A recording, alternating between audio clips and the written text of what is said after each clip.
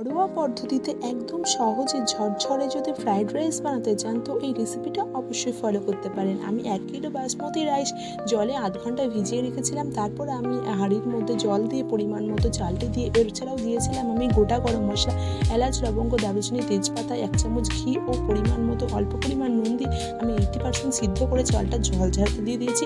এদিকে আমি কড়াইয়ের মধ্যে ঘি আর অল্প পরিমাণ সাদা তেল দিয়ে কাজু, কিশমিশ, কাঁচা বাদাম, পনির এছাড়াও আমি গাজর দিয়েছি এবং বিনস দিয়ে আমি হালকা করে ভেজে সব তুলে নিয়েছি।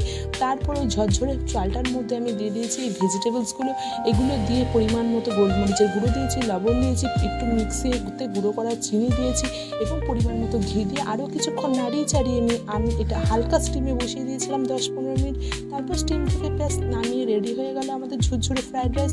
এর ভিতরে আপনারা চিংড়ি মাছও অ্যাড করতে পারেন, এছাড়াও আপনারা ডিমও অ্যাড করতে পারেন। আর এর সঙ্গে আমি করেছিলাম পনিরের একটা খুব সুন্দর রেসিপি। ভিডিওটা ভালো লাগলে অবশ্যই